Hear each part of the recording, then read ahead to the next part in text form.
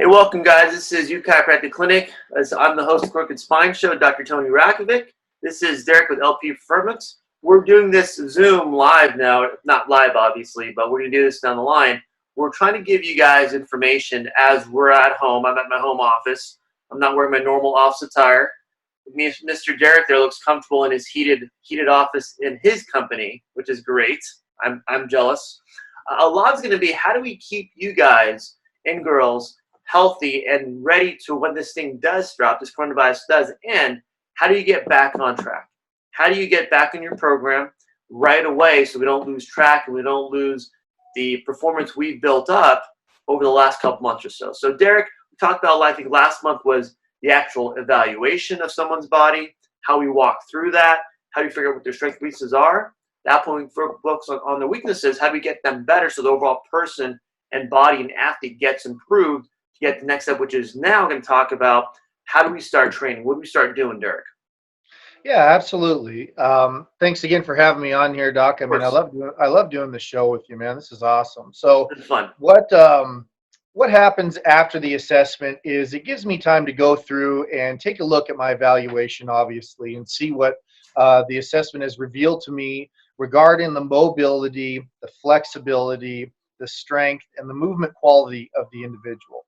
So what that's going to let me do is begin to develop a personalized program that's going to meet those needs of the individual. And I use the word needs as opposed to maybe goals or desires that a client has, because the first thing that I'm obligated to do as a strength conditioning and sports medicine specialist is to use my evaluation information and then apply that expertise to correcting these ailments that pretty much every client I have or that I deal with has. Very, very, very rarely will I encounter an individual who doesn't have deficiencies in those areas that I just mentioned. About 2 weeks ago, maybe 3 weeks ago now, I assessed a young guy, football guy at Oregon State University, and his agent referred him to me.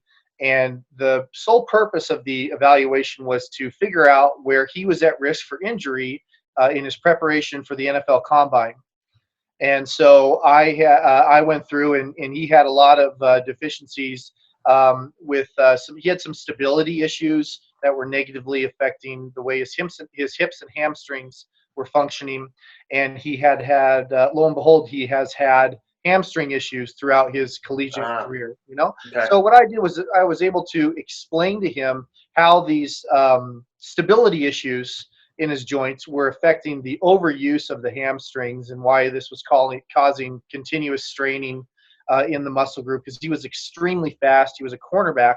And so, I mean, he's lightning fast. And when you are able to produce that amount of power that these men do at the rate of speed that they do, the hamstring muscles they're so prone for pulling. That's why Olympic sprinters, you see Olympic sprinters, they're so concerned about the hamstrings, right before they get in the blocks and stuff like that. They're always kind of pulsing the muscle and stretching it and lengthening it. And what's his name? The receiver for the Browns. I'm having a blank right now. One of the top receivers in the NFL. He started talking about when he had a great run during the season. He says, the only thing I was concerned about was I just was hoping my hamstrings were going to hold up. He said that in his interview. We see so often to where guys are running down the field and all of a sudden they pull up gimpy for no reason at all. Yeah, you're right. And so that's one of the things. So getting back to the question I will go through, and what I'll do next is after I go through and I analyze the assessment, I will look at where I believe the level, so to speak, for each one of those areas that the client should begin his training at. So for mobility, for flexibility, for functional strength and movement quality, I will determine which exercises, the intensity of the exercise, as well as the volume of the exercise, where we're going to begin at. And then I put that program together in a way that is going to enhance them in all those categories. And I'm going to do that in a professional way that is going to challenge them very much so, but it's not going to overdo it, and we're not going to over fatigue them either. I'm going to Well, if part of it gauge. too, going back to, for example, his hamstring issue, how would you start rehabbing that or getting that to a more efficient state? What would you do? So for him, it was an issue of the surrounding muscles and joints that weren't performing properly, and thus causing an overstrain on the hamstring. Okay. So I would choose exercises that are going to strengthen um, his stability and mobility a little bit in the ankle, which was one of the things that he needed. He needed some glute medius, which is the smaller upper outer portion of the glute area there. That needed to be strengthened. So I would just pick and choose exercises that would do that for him. A lot And of, you mentioned two different muscles. Are the antagonistic muscles where the hamstring is antagonistic to the quad and connects to the tricep or the calf muscle to the ankle? Is that what you're talking about? uh, Or if that hamstring's tight, does it make that is the tightness or weakness of the quad going to affect the hamstring strength or injury proneness? it can, yeah, Okay, that's what it I'm can worried. be. How do we look at, okay, if that's tight, if that's an issue, how do we move around the body? Okay, if that's tight, what can we do to make that there's less stress on that hamstring? Is that kind of what we're Yeah, focusing a on? great way to think about it is that I'm trying to create a body that is in balance with each other. Yeah. Okay. So Got it. we Got it. want we want both sides of the body to be damn near equal in strength. Uh-huh. We're obviously neurologically prone to being better, so to speak, at using one side of our body as opposed to the other. Obviously we're either right-handed, left-handed, prefer to kick with one leg or the other, so to speak. My left side Very doesn't few. work. My left side's like disabled, I think. I don't know what my left side does. So we're trying to, as a strength conditioning specialist, you're trying to make sure that the body is in a state where it can functionally perform for the general fitness client, and as well as the athlete. Okay. So I am in the initial phase of training. I refer to it as the foundation phase. I am making sure that all my clients, whether they are fitness, weight loss, strength training type client, an athlete, or especially a rehabilitative type client, Okay. that their bodies are in balance. Now, when I'm working them towards achieving a balance in the body like that, the body is going to function and distribute energy optimally, and we are not going to be prone to any overuse in any joint area. Okay. And that's going to allow for optimal movement quality, and with optimal movement quality comes your progression towards optimal physical health. Well, I love it. I think in my sense, interpret that is going to be, okay, if I can get to a point where my body is equally balanced, equally strong and flexible, then my actions may be on the field or off the field at a football game, at a baseball game, or even getting out of a chair at home or working around the house, I'm less prone for injury. Is that kind of Exactly. for the average Joe like myself? Yeah, dude. I mean, the average fitness client is 50 years old. 50 to 55 years old, 15 to 20 pounds overweight, and they lack a tremendous amount of flexibility in the hamstrings and Yeah. hips, hamstrings and hips. Their spine is usually, somewhat kyphotic, meaning rounded Or, forward. And my opinion on that, I noted it in our last conversation, is because of the phones, and mhm. that we're very much, the body is curved forward, looking at the phone often, and the body remembers, um, uh, the the muscles remember positions that they're in, and they will gravitate towards those positions, because it's kind of like it's comfortability thing, You're, for the for, you're adapting to your environment. There's a way to say that. that's If yeah, your that's environment is fine. sitting a lot, looking at your phone, at that point you're adapting. But so how do we, like you mentioned, when you get that tight hips, tight hamstrings, Yeah, tight lower back, for example, yeah. too, at that point we go into a sedentary lifestyle. And then, like you mentioned too, how do we, now that we know there's a tight hamstring, how do we go from there to start rehabbing? What specific exercises do we start doing, Derrick, to get that to start loosening up, to get someone to go from, okay, I've done nothing. I probably have an injury. I've even had an injury right now where it's tight and sore. I'm apprehensive and anxious about it, fearful of making it worse. How do I start something? What do I do? Well, I mean, the first thing I would recommend that you do is that you seek professional help. If you're out there and you feel like, here's what's gonna happen with the coronavirus, in my opinion. Okay, people are going to be sitting around for almost 3 months, and I bet you there's going to be so many people out there that are going to put on probably between 13 to maybe 17 pounds. I bet you it's going to happen. Because working out in your house, in my opinion, sucks. Okay, Agreed. it sucks. Thumbs up. Thumbs up.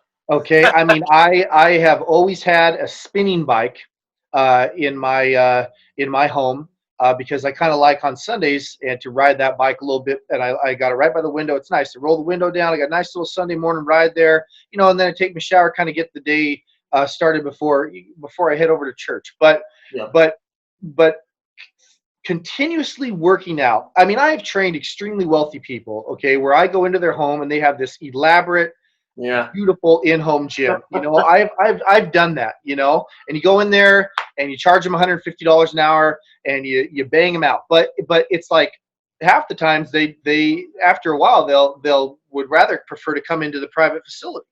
You go back to their place, I'm assuming, and all of a sudden you have to spend 10 minutes just dusting everything off. Dude, it has been last time you went in. It's not a good environment. You're by yourself. Personally, I don't really like it. I know. So people are going to do that for a little bit, and they're all gung ho about it, and then they're going to get tired of it, and then they're going to be bored, and then when most people are bored, they eat and drink, right? And so here comes the weight. All right, so the sun's going to come out. It's going to be summer. All the virus stuff's going to be over, and people are going to freak out, and they're going to want to lose 20 pounds as fast as they can. Tomorrow, I want it gone. Dude, they're going to go out there, Anthony, and they're going to try to run too far, and they're going to hurt themselves. It always happens. They're going to hurt themselves. Right? That's the plan.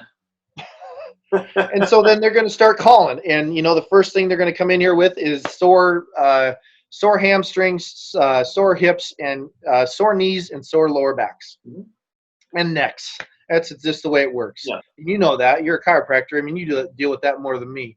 So the first thing that I'm going to do is obviously assess them. And then to go back to your question, let's say we use the hamstring for an example because it's so common. Okay. Mm-hmm. So if the hamstring is tight, the first thing that you want to do is kind of look at the muscles that kind of work synergistically with the hamstring. So the hips and glutes, So we're going to need to make sure that you can't just always try to stretch out the hamstrings, because a lot of the times people will have a fairly loose hamstring, but the hips will be tight and the glutes will be tight, and so we're not getting active range of motion through the hip joint, and that's causing overuse from the hamstring, and then we get strains, especially in I shouldn't say especially. It's kind of a combination in both sprinters or explosive athletes and endurance athletes. Some intensity athletes where it's stop and go, right? Yeah, the strain will usually occur in different parts of the hamstring based on the activity of the individual. Explosive people generally have high hamstring strains. More endurance-based people have a little bit more of a lower hamstring strain near the knee down there. Okay, so that's been my opinion, or been my experience dealing with them. So obviously, the first thing you want to do is try to loosen the muscle that is tight through dynamic as well as static stretching. I also believe that it's very important to keep the fascia loose and supple. And what's so this fascia? Is like muscle. Got it, Okay, so this means this would be like what's really common in our culture, foam rolling. Mm-hmm. Right, foam rolling, massage sticks, all that kind of stuff, rolling around on different balls and stuff like that. That's extremely important for kind of prepping the muscle to handle to handle stress, as well as like Tiger Balm or something that's warm in the tissue that kind of gets inside the tissue to inside the muscle. That's that kind of stuff, like icy hot and those kind of Yeah. things. They do something to the skin that does promote a little bit more blood flow to the area, Hmm. and is supposed to help warm the area up, so to speak. But essentially, I remember when I used to work in the physical therapy clinic too. The Dr. Mike and I, we kind of both agreed that the icy hot and the tiger balm, it does do a little bit there and kind of warm it up, but it's more the rubbing of the The muscle. friction. Yeah, the friction that brings the blood flow to it. So are those things a little helpful? Yeah, they sure do a good job psychologically with people. It Yeah.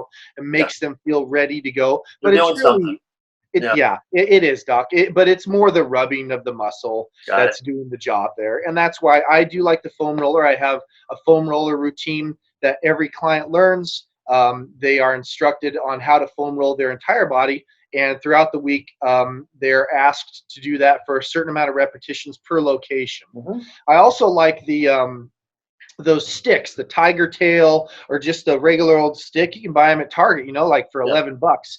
Those kind of things are great for like a quick little heat up before a workout or before a run at the house, and they're very inexpensive with Okay. that.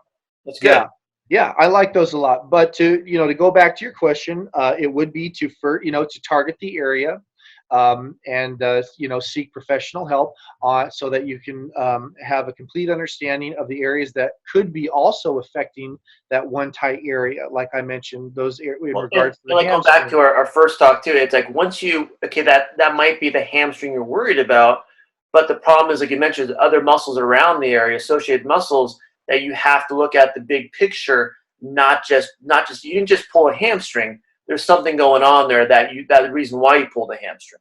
It wasn't Yeah, just one sometimes go ahead, Doc. I didn't mean to cut you off. I'm That's sorry. okay. And I worry about it is someone has that happen maybe once, okay, and they go back again and do something, and they stop working out altogether because they don't want to hurt themselves. Mm. Now their whole body gets more sedentary, tighter, weaker, and now they have to start all over again.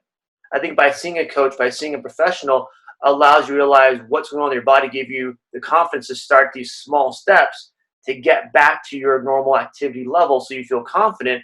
Up here, you're not going to cause another injury. Yeah, yeah, I agree. I agree with you. I totally do. I mean, for whoever's is watching this, it's like if you're thinking about starting an exercise program, I mean, you have got to really look at the credentials of the person that Mhm. you are considering to help you. And I really encourage those people to look at the diversity of the credentials, because there's a lot of fitness trainers out there that are very good fitness trainers, but their education is been primarily directed to just that fitness. Okay. Yeah. And there's nothing wrong with that. That might be their passion. They can be Mhm. 20-year professionals. That's their passion, right? Yeah. But what I chose to do was to diversify my education as greatly as possible, and that way I was able to wholly, so to speak, wholly help a person in all facets of their physicality and have a true understanding to a very in-depth degree of the body, so that I can truly, as a professional like yourself, analyze them and tell them what they need. And Well, a lot not of it is you may see a trainer for maybe an hour, and then I'll see you in a couple of days, or I'll see you in a week or so. They're sometimes not worried about what are you doing at home, what are you doing outside of the gym setting to make sure your body's staying healthy in between, like doing the roller, like making sure things are loose, making sure you have a routine so you're rehabbing even if you're not seeing that trainer. Yeah, that's true. I think that what you just said is a great point. I also believe that it's on an individual basis. Mhm. So some clients, because where they're at, it may just be to start out that they only are really performing any type of physical activity under my supervision, Exactly. because they're going to hurt themselves, or they don't really know, or they can't remember, and essentially it's like just not a good idea right now for you to be doing anything on your own. Well, You sometimes just need they may even be scared, like, "Hey, thank you for telling me that, because I was going to go for a run with my buddy John because you want to go for a 10-mile run." So you're helping them restrict their activities you're giving them boundaries so they don't have to think about it. I think a lot of it is you're allowing people to just tell me what to do, and I trust you enough to get me to a better, healthy state. Yeah, yeah. I think that, assigning homework, so to speak, which is kind of what you're talking about there, is part of my job. But it's very important that I am very careful with what I tell somebody to do at their house, and I make sure in my facility first that they're able to demonstrate to me both verbally and physically how to do something before I ever recommend that they do that at home. Perfect. I think it'd be very foolish on my part to say, yeah, go home and, just stretch. Go ahead and go home and do some light stretch. That's freaking stupidest advice you could give as a professional, because Yeah. you don't know what that means to them in their mind. It's like, okay, what do I do? Yeah, and they may do something that they've done before. That's how they hurt themselves. Maybe it could be, or it could be they don't really understand or never been taught, like, how to truly lengthen their muscles in a way that's going to promote a greater range of motion in a safe manner, Exactly. That and we makes talk sense. about stretching often on here. I mean, stretching should be gentle. It's not an aggressive activity. And you It have to should be spend time gentle. with it too, right? You can't just go, I have 2 minutes to stretch. I'm going to get it all done in 2 minutes. Shorter periods of time is when you would involve more of a dynamic type of stretch, Mm-hmm. where the muscle is lengthened and shortened in more of a movement type of way, less of a static type of way. Static mean held for longer periods of time. Yeah, so you want to give Yeah, yourself time to get to that point. I agree with you. Yeah, yeah, yeah. Yeah, for And sure. going away from the hamstring, I would kind of change the talk around a little bit too. What's a common upper body injury? Oh, the shoulder. Okay, okay, Absolutely, hands down. I have. That's one of the reasons why I took quite a few continuing educational courses on the shoulder. yeah, My favorite one being from Mike Reynolds. I took Mike Reynolds' course. He's the athletic trainer for the Boston Red Sox, and wow, I took his course from him personally, and learned every single thing you could absolutely learn about the shoulder. Because if anybody's got to know about the shoulder, it's that guy, of course, you know. throwing And motion. yeah, so I took his course and absolutely loved it. I thought it was so well done and so thorough.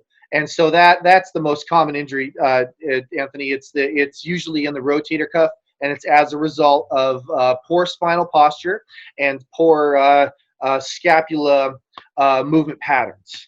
And how would you walk through someone, just a quick assessment of that? If you're getting someone to come in, you've seen them for a while here and there, but you've seen them before, or her, and now you're seeing them again. What's a quick assessment you would do with someone that's coming in with a reoccurring or re-injury of their shoulder?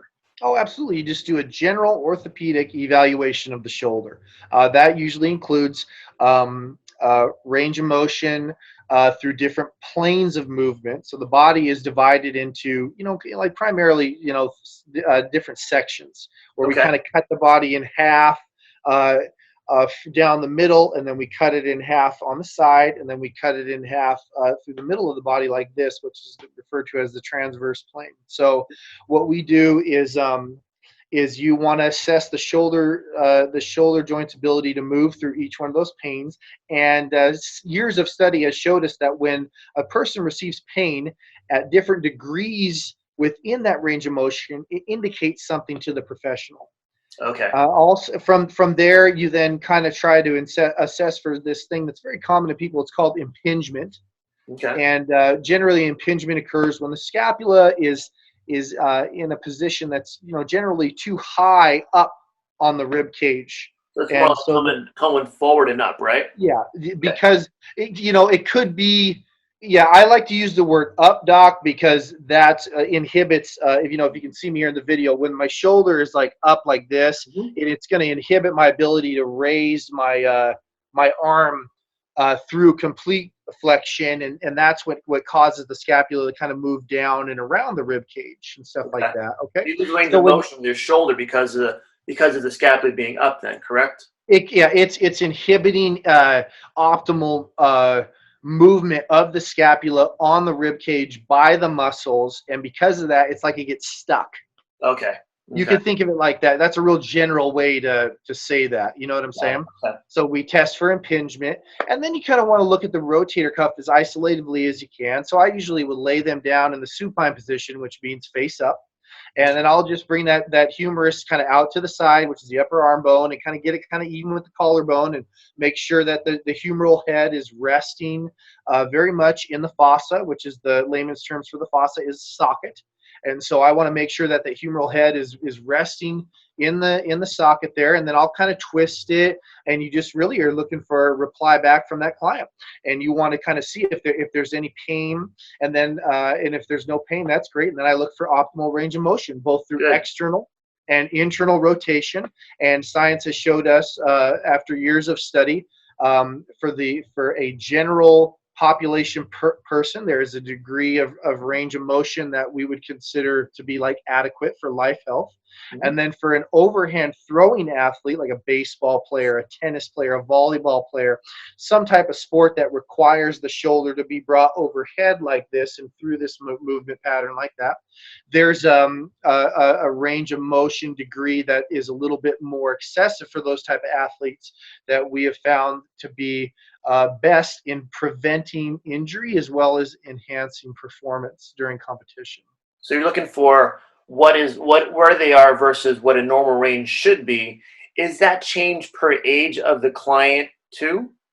Well, generally speaking, as people age, their range of motion in that shoulder joint, it does decrease. Now, I have to be careful with the way I answer that question, because somebody who is very, like, let's say they're very into their flexibility, they enjoy yoga, or they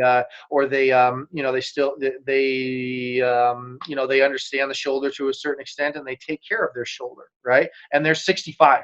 Yeah. And they're in great shape, and their shoulder is completely healthy. And if I were to take, you have these tools that you use when you hold it up to the shoulder like this, you kind of measure the degree with this tool. It's like a tube, that protractor.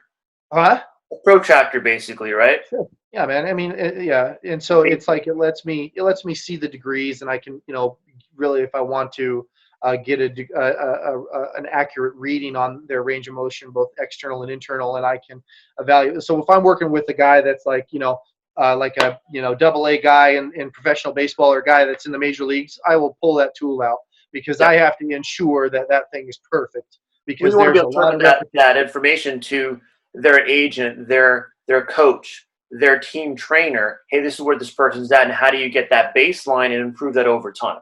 Yeah, absolutely, Doc. You got it, man. And for the general person, you can do that too. But a good way to think about it is you want there to be almost the same range of motion in both directions. Got it. Okay. Both internal and external. And most people out there lack internal range of motion. Their internal range. Internal. Are you talking about with the elbow down or the elbow up here? Yeah. So if here's my arm, external range of motion would be backwards. Okay. So elbow is at the shoulder level then. Got it. Okay. So back here. Got it. Okay. Yeah. This is internal range of motion. Got it. Okay. Here, like this, right? Most people lack an ability or lack adequate internal range of motion like this. And so I do a lot of manual PNF type stretching with people like that, and it works really good. And stretching is about consistency, and it requires a lot of patience. And we talked about a shoulder range of motion stretching. What's the average amount someone should spend stretching their shoulder overall at one time, say daily? Well, first of all, before I comment on that, I want to say that you need to be extremely careful when you are stretching out your rotator cuff yourself, okay? Because you have to be very careful with that, especially in internal range of motion. Okay, yes.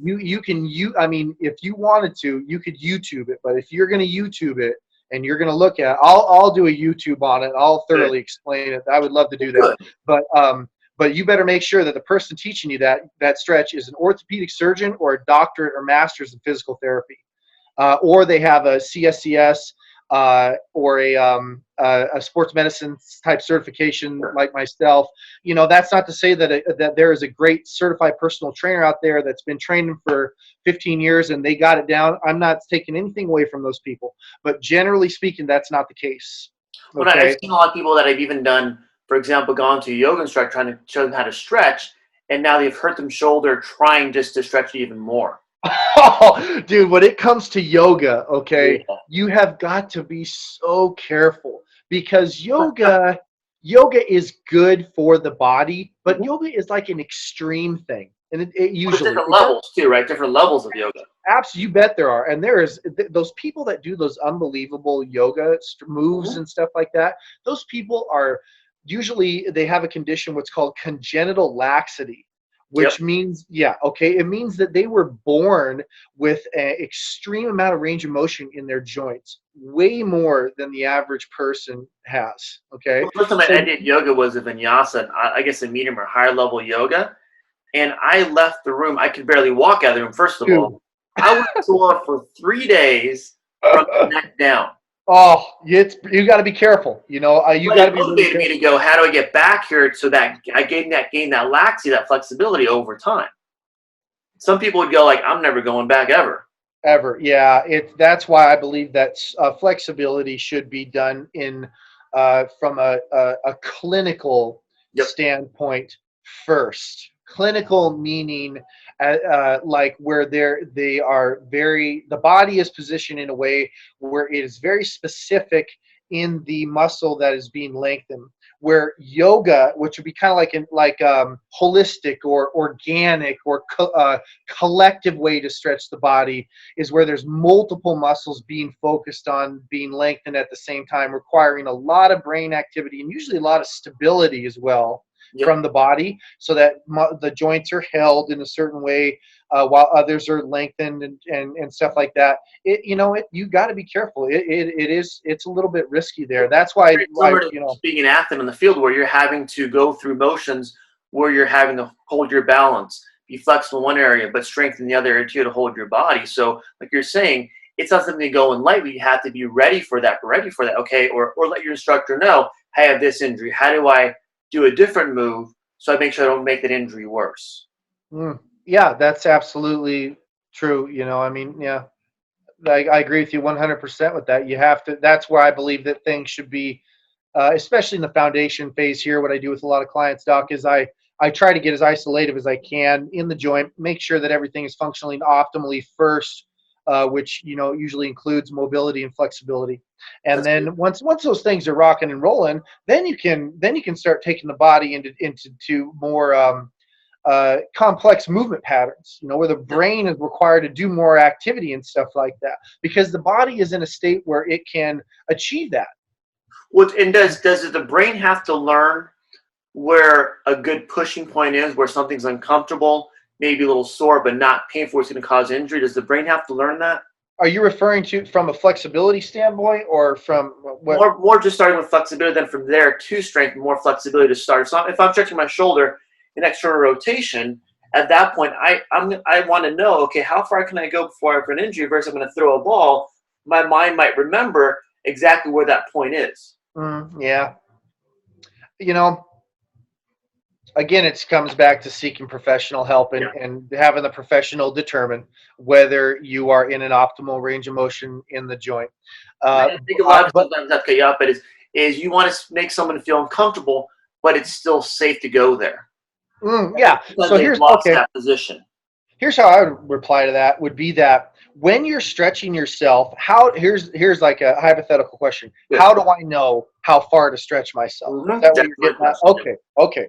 So first of all, stretching should not be aggressive.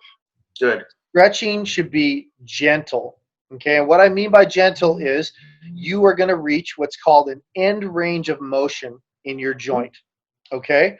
Once you reach that end range of motion, essentially you're at the end. You can't go any further. That means the But end, what, right? Yeah. yeah, but what we're trying to do is create a new end. Good. So what you try to do then is you try to take that joint that is being flexed because the muscle there's a muscle that is being lengthen. When one muscle is lengthened in the body, another one is shortened. Good. And so you want to try to take that joint and shorten it a little bit more. So what you have to do is gently feel yourself creep past that end range of motion, okay? Or attempt to. It may feel like, a few centimeters. Now, what most people do is when they stretch themselves, they think that by being aggressive in the stretch Yeah. is going to improve flexibility. When you are aggressive in a stretch like that, your brain receives a signal of possible. 1 second. The mute button one here. About that, Doc, I got a phone call right there. Got it. Okay, good. Okay. So what's going to happen is the body is going to protect itself against this injury response that the brain is receiving, and it's going to tighten itself up. I call it guarding. Guarding, you got it, Doc. It's going to try to Yes. do the exact opposite of what it is that you're wanting to do. So you can't do that. Okay, it's for one, you're putting yourself at risk for strain. I remember I went through this period where I wanted to truly understand the muscles of the pelvic area and what it would be like to have optimal flexibility in those muscles. So I really went deep inside understanding how to lengthen those muscles so that I could perform the splits, both through flexion, extension, and then the adductor splits where the legs are out wide. And Derek, you have that congenital issue where you have a lot of flexibility, right? I'm right there. I am very loose jointed. I've always been flexible my whole life. I was a pitcher all the way through college. I just have that kind of genetics in my body, but in the hip area, I was pretty good, but not great. So I had to go through the process of really understanding how to get myself to that extreme flexibility. Okay. And I was able to do it. I was able to do full splits, hands in the air through flexion extension, and just about full splits through the adductor. I could never quite get that where you would, basically you're able to get your legs completely out to the side and roll all the way down to the elbows. I was very, very close with that. But it really, I was very thankful for that, because to achieve something that extreme for myself, I had to go through the process just like I would with a client.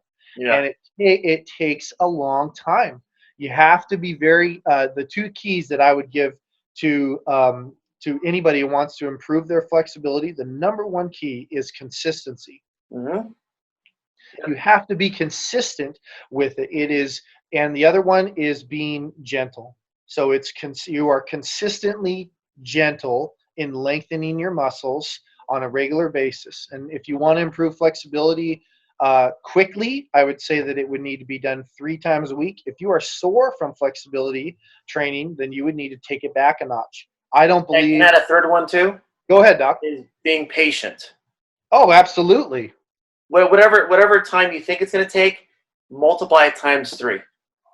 That's really good advice. 1 week, it's going to take probably 3 weeks. Yeah, it takes time, like you say, Doc. It takes a lot of time, and so you just have to accept that, because if you don't accept that, you're going to get frustrated because the muscles aren't lengthening, and tension in muscles breeds frustration in people.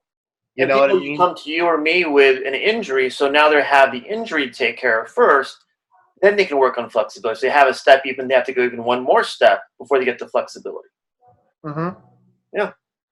Yeah, you're right. Yeah, but I like flexibility is key. The joints need to be able to move through an optimal range of motion for optimal physical health. But to take it a step further, for people who are very flexible, usually a lot of the times they lack stability. Yes. The congenital laxative person, which I mentioned, or people who have pretty good, flexibility, especially a lot of athletes too. When I get them, they come in here, they're like, yeah, I'm really flexible. And then I'll check out their stability, and their stability sucks. And that's why they're not as fast as they want to be. They're not as able to jump as higher. Sometimes with basketball players, they're not as able to jump as high. Well, and if anything, is flexibility as you have become more flexible, do you have better balance? Do you have better strength? Do you have better just overall body health? You have the possibility for improving all of those things. More potential. You do, Doc. But without stability of the joint, the flexibility it's good. It's not, there's nothing wrong with it, Yep. but the body's is still not going to function optimally, especially in an athlete. Exactly. And in the older population, I'd say 65 and older. I train a lot of guys that are mid 60s that come in here, and man, they still bang the iron and work out very hard. And they're Yeah. fun. I love those guys. Old man strength, right? Yeah, dude. I'm almost 40 now, and you know what? When you start getting in those late 30s into 40, you can get stronger again. Yeah. It's crazy, But what I'm getting at with the comment about the value of stability is that the great flexibility that a person may have or desire is only going to be optimized if the joints can be held stable. Good. Yeah, you got it. And the reason for that, just to give a quick explanation of that, is your body has to transfer energy. And if you lack stability in a joint, your energy is going to leak out of that joint, as opposed to being harnessed inside of the joint and shot up the kinetic chain to whatever it is that you're trying to do with your brain and body. Nice. That joint can be, like you'd mentioned, your shoulder, if it's a shoulder injury, or your shoulder blade, or your biceps. If it's a hamstring, maybe it's not just the hamstring, maybe it's the knee, maybe it's the hip, maybe it's the ankle. You have to go almost one joint or two joints away from that, say, injury point or muscle location to get the actual source of where you may be losing some of that energy. Yeah, it is. That's yeah. I agree with you. In general, obviously, it's not. I'm just a chiropractor. What do I know? No, Doc, you got no. You're right on the money with that. You do. And there's a lot of debate in my industry about how far can you go? You got a guy like he has a reoccurring shoulder injury, and some people will try to relate it to the ankle because that's the way the body the energy transfers up the body. They're saying the right ankle isn't mobile enough. It's not stable enough. The muscles of the lower calf and tibialis they're not strong enough, and so because of that, the movement pattern isn't fluid enough, and because of that, we're getting excess strain on the shoulder. It's like, good Lord, how. But I mean, how far do we really got to go? But what you said it's usually the case. I am a believer in that, and that's why I assess for it. And I think that's when you look at that at that point, you're allowing those areas are more commonly the injury points or the inefficient points, if you want, or more unstable areas. So when you look at that, you're dealing with a general population, yes. But if you're looking to, for example, a Red Sox #1 pitcher on their rotation, you may want to check out their shoes. You may want to check out their toe mobility. I don't know. When you get to that level, those guys will. It comes down to how well that they perform in their physicals dictates how much money they get. Yeah. So they are very, very thorough in those evals that they do with those guys, because essentially a professional athlete is an employee of the owner of the team. Mm-hmm. And so that owner of the team is investing into that athlete as part of their business equation, and they fit a role in that equation, and they want their working part of that equation to be as optimal as possible. That's all it is. That's all. And again, we're just average Joes. I'm trying to make it to work every day. I'm trying to get out of my bed to my shower, to my car, to my work. That's all I'm trying to do. The show turned out very well, Derrick, and this is our first time doing Zoom. Hopefully we can get back to normal next month, the month afterwards. I think a lot we talked about is going to be, how do we get the body to slowly get back to functional level? We talked about, I think initially, the primary goal is getting more flexibility by having more joint stability first. Is that correct? Joints, yeah. It starts with stability, mm-hmm. And from a movement standpoint, you want excellent mobility. Mm-hmm. Yep. And if you go from mobility, then flexibility, then we can get the body in our next show, hint, hint. How do we move down to more muscle strength? There you go, Doc. Other joints and even balance too. To now, that's your I want to say the fourth or fifth step. We talk about assessing someone's human body from, say, an injury point to now we can start working out. We can start hitting the weights, hitting the cardio, the coordination movements that we needed maybe in a yoga, maybe in a gym setting, maybe in a personal training setting like yourself, to get them to move in the proper direction. So the result of throwing that pitch where they want to throw it at that speed becomes their result. Oh, that's well said. And to add to that, I would say that's one of the things that as a trainer that you have to do for the client. You have to give the client what they need, number one, but you also have to provide for the client what it is they want. Okay. I mean, people come in here and they're 20, 30 pounds overweight. They're like, hey, Derrick, I need to lose friggin' 30 pounds, bro. So you need to help me lose that 30 pounds. Okay. I'll see for the next year and a half to do that.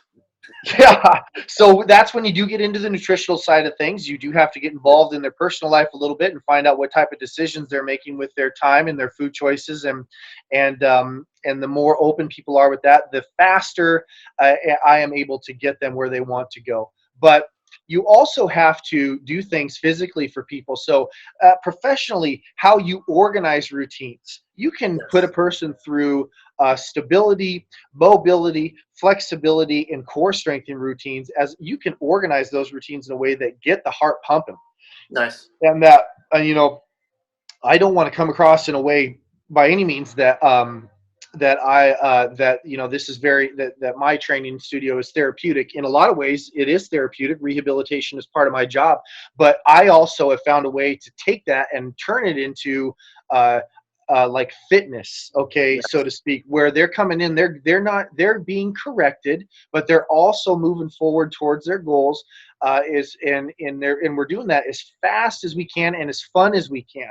Yeah. So variety is key as the trainer to provide for the client, but it has to be effective variety, and the workouts have to be designed in a way that is very efficient, that maximizes the time that I have with a client and gets them everything they need and want in an hour's time, every single time they walk into the door, every week of every month. That's what it's my job to do as a professional, and I love doing that. And so, for people out there who are watching this, and a lot of times they're nervous. They're nervous to get started. They're nervous to go to a chiropractor because they don't like the cracking sound.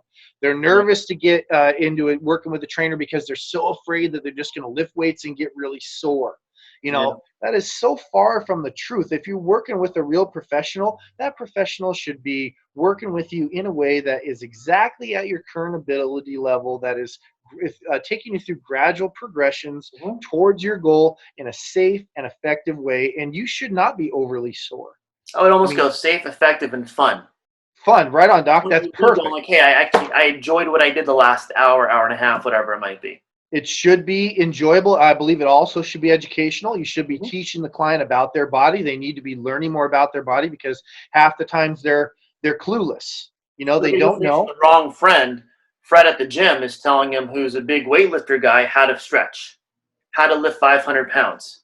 For someone that's 100 pounds themselves, they're not going to get there, but they're almost giving him bad advice. So how do you educate them to filter out all the bad advice? This is what all you have to know. Yeah. That's right. Yeah.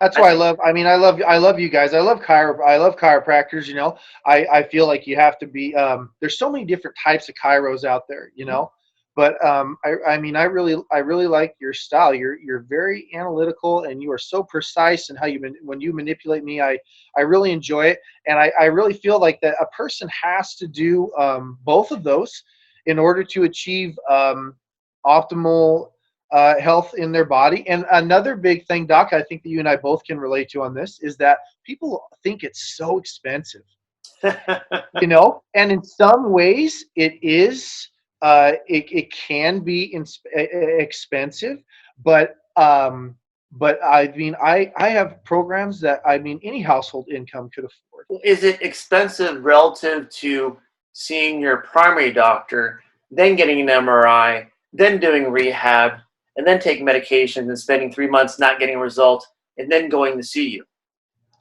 That's my concern. It's almost you're saving yourself time, saving yourself side effects of getting the wrong treatment or trial and error of treatment, then getting yourself to where now you have built up more scar tissue in your joints, Now you need even a longer recovery. They're Mhm. taking care of it now, so you're done with it. At that point, you figure out how to take care of yourself at home. Boom, you're ready to go. Yeah, yeah. I mean, That's, having a goal and creating a time frame to meet that goal, that's my job. That's what I do. uh-huh. You know, I develop the program and I say on by this here's your weight loss goals, and I give them a timeline and I say, look, by April 20th, you should have lost this amount of weight, and I break it down to the calories and I Good. show them, look, this is your daily caloric expenditure. This is the amount of calories you burn during a workout with me. This is the amount of calories you burn at your job. um, and I lay that out for them, and I give them a total, and I say, look, and this is the amount of calories I need you to consume, and then by this date, you should have lost this many amount of pounds, and it keeps them online and focused, and that is a big key there. Because in my line of work and in your line of work, it is, in my opinion, it's about being, like you said, it's consistent. You It's have to consistent, and be also you consistent. have to want someone has to want to listen without going, yeah, but how about this? How about this? Like, no, no, just do what I told you to do, and you'll get this result. If you find You clients know, like that, let me know.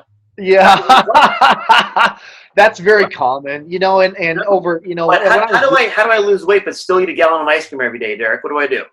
I'll be straight up with you. I've dealt with, I used to do with, like a little bit more of, I used to train some models, okay, Okay. and these women would, they like a lot of them loved, like Taco Bell, or No. they that kind of stuff. So what I would do is go on there and get the nutritional information, and I would incorporate that into their diet. But I would, just to appease them a little bit because they Yeah. had to have it, But Yeah.